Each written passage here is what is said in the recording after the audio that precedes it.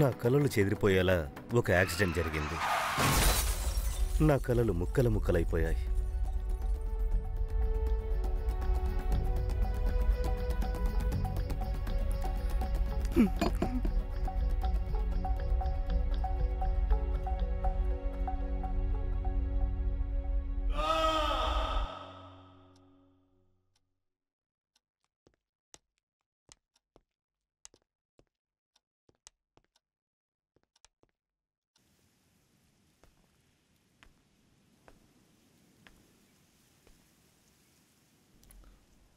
మేము కావాలంటే 2 రోజులు ఉండి వెళ్తాము. తనకి కాస్త ప్రశాంతంగా ఉంటుంది. అదంతా అక్కర్లేదు. ఇప్పుడు మీరు చెప్పారే ఓదార్పు, అది మీరిక్కడుంటే ఖచ్చితంగా తనకు దొరకదు.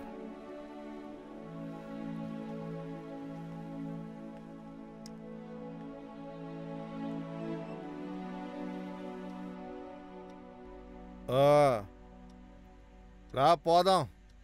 చాలా సంతోషం. అక్కడ నిలబడి ఏంటి చూస్తున్నావు? రావే. మేం వెళ్ళొస్తాం.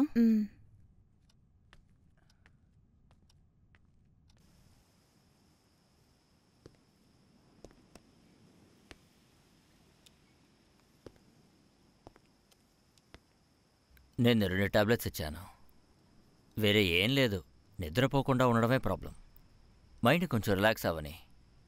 ఈ ఇంట్లో ఒంటరిగా ఉండడం ఒక కారణం కావచ్చు. అనవసరమైన ఆలోచనలు అమ్మాయికి వస్తున్నాయి. అది మాత్రమే కాదు, మీ దగ్గర కానీ ఇంటికి కానీ ఆ అమ్మాయి ఇంకా దగ్గర అవ్వలేదు. ఇక్కడ సరిగ్గా అదే జరిగింది. మైండ్ డిస్టర్బ్డ్గా ఉన్నప్పుడు మనసులో లేనిపోయిన ఆలోచనలు వస్తూ ఉంటాయి. ముఖ్యంగా దయాలకి సంబంధించిన విషయాలు సహజంగానే వాళ్ళకి అనిపిస్తూ ఉంటాయి. అలా తోచడంలో ఎలాంటి ఆశ్చర్యం లేదు. ఓకే, ఏదైనా అవసరమైతే నాకు ఫోన్ చేయండి. Okay, bye. బాయ్.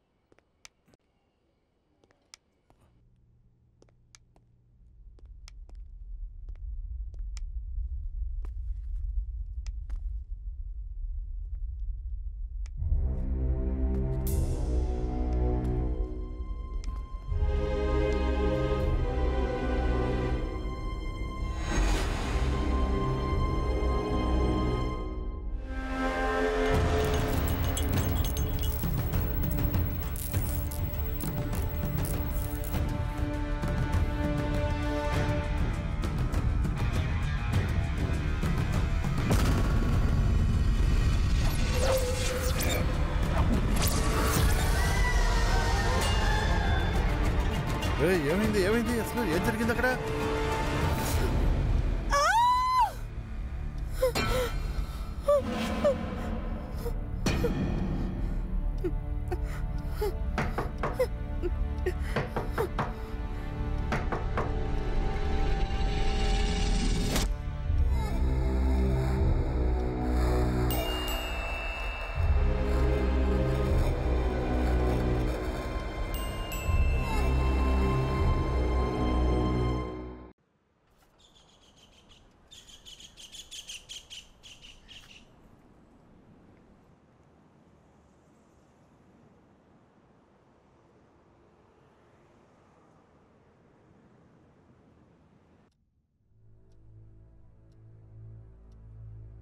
యాక్చువల్లీ ఏం జరిగింది సార్?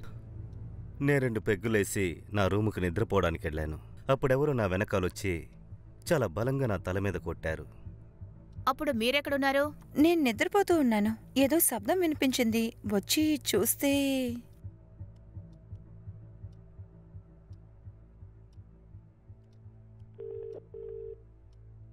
హలో హైసెక్, మేడం, ఎక్కడున్నారు? నేను ఇక్కడే బయట ఉన్నాను మేడం. లోపలికి రండి. Okay madam. Yes madam. ఐసెక్, ఇది ఒక అటాక్ లాగా తెలుస్తోంది. సో ఒక్క చోటు కూడా వదలకుండా మొత్తం సర్చ్ చేయండి. ఒక్క ఎవిడెన్స్ కూడా మిస్ చేయకూడదు. Okay, ఇది madam. నాకు ప్రెస్టేజ్ ఇష్యూ. నేను కూడా ఈ ఫ్లాట్లోనే ఉంటున్నాను. నేనుండే ఫ్లాట్లో ఇలాంటివన్నీ జరిగాయంటే నేను అసలు ఊరికే వదిలిపెట్టను. సీసీటీవీ ఫుటేజ్ బాగా చెక్ చేయండి. ఇన్సిడెంట్ జరిగిన సమయంలో ఎవరెవరు వచ్చి వెళ్లారు అని మీరు బాగా అనలైజ్ చేయండి. Okay? Sure madam. Shireen, Isaac ఇక్కడ అన్ని చెక్ చేస్తారు. నువ్వు కాస్త హెల్ప్ చేయమ్మా. సరే.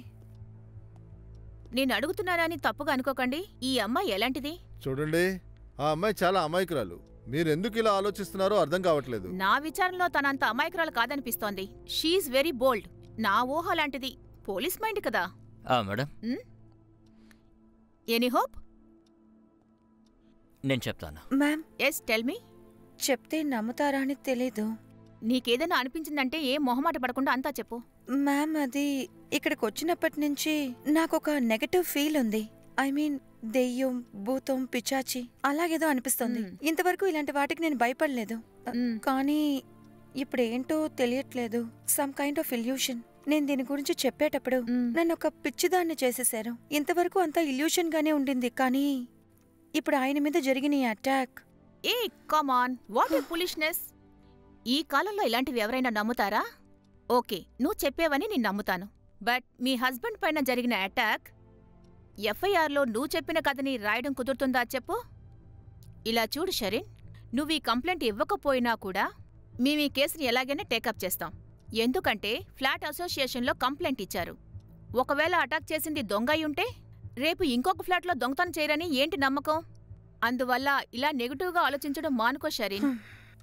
మేడం, ఈవిడ కంప్లైంట్ ఇవ్వకూడదని అనుకుంటున్నారు, కానీ ఎంక్వైరీకి కోఆపరేట్ చేస్తానని చెప్తున్నారు.